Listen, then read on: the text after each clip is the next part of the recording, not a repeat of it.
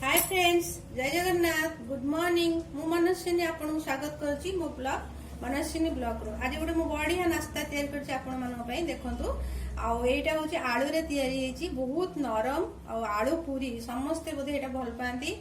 एमती करी खाइबे। वर्तमान कोरोना समय आपण आदौ बाहर को जिबेनी, घरे रहिबे। घरे जहा जहा अछि सेई भलिया खाइकी रहिबे, आदौ जिबेनी। बेसी दरकार नले आदौ जिबेनी। आ मु एटा प्रस्तुत करिछि आलू पूरी। चलंतु एटा केमती प्रस्तुत हेछि मु देखैबे आपण मानकु। देखंतु केते नरम आ बहुत सुंदर हेछि कलर। पिला माने बहुत अट्रैक्ट हेबे खाया को। चलंतु मु तैयारी केमती करछि देखैबे। देखंतु आज गोटे बढ़िया नास्ता करबा सकाळू। बर्तमान लॉकडाउन अच्छी ना, तेणु घरे समस्त रोचंदी। आमे बढ़िया बढ़िया नास्ता करबा। आमे गोटे आलू पूरी करूचे, बहुत कम इनग्रेडिएंट रे हबो एवं बहुत सहज उपाय रे हबो। बहुत भलो हेल्दी फूड पिला माने खाया भल पाबे।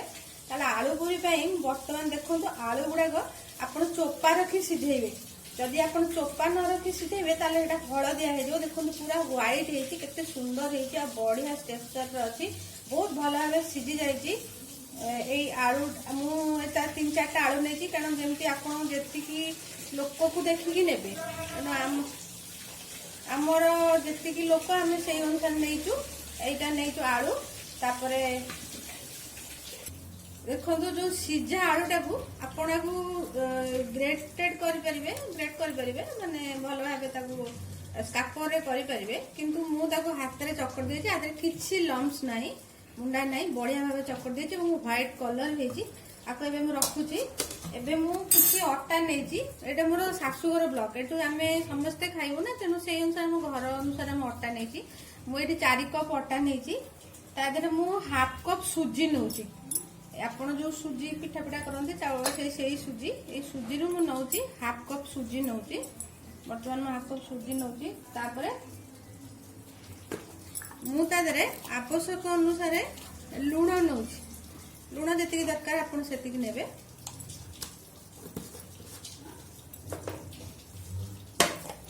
तापरे एठी टिके कला जीरा नेबे। कला जीरा रो स्मेल टा भलो, एटा पेट पई भी भलो।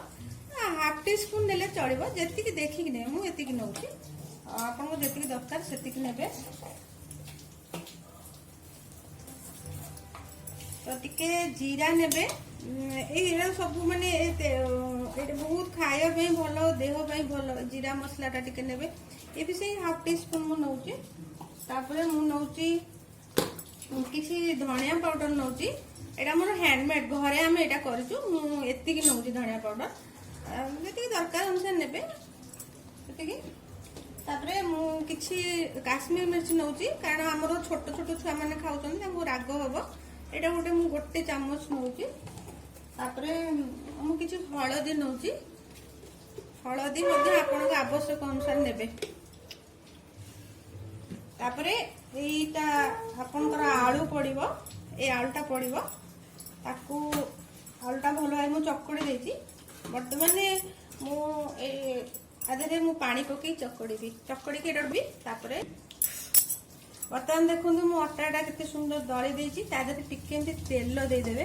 तेल देकी ताकू एंती टिके करे देबे। आकू 20 मिनिट खंडे रेस्ट पोज रे रहइबो। तापरे जाई सेटा इया हबो। एटा को भलो भाबे मु चकड़ी देछि। आ तो भलो डो बनै देछि। ताकू 20 मिनिट खंडे एंती देखो। तो 20 मिनिट परे अट्टाटा एते सुंदर भाबे नरम हो जाइछि। आ वर्तमान मु कड़ाई बसै देछि। तेल तातिलाणी। आमे जेतिकी गुड़ा चाहिबा मु सेति काढी आनुछि। आ ए रेस्ट गुड़ा को मु घोड़े की रखि दोछि। जेते बडे आपण करबा चाहिबे सेबे करबे।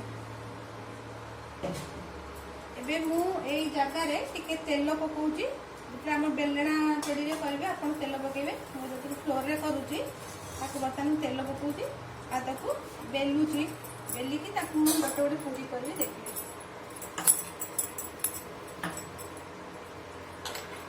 वर्तमान देखो मु पूरी बेली दे बहुत ही नरम होती।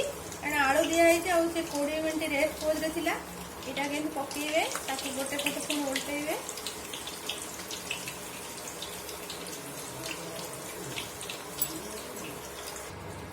देखो पूरी पूरा यही बढ़िया पकईदेवे। ये बढ़िया भाव फुली जाऊँगी। बहुत भी नरम होती। एमती गोटे गोटे पूरी छाणिबे। तापर जेतेबेले दरकार हो सेतेबेले छाणिबे।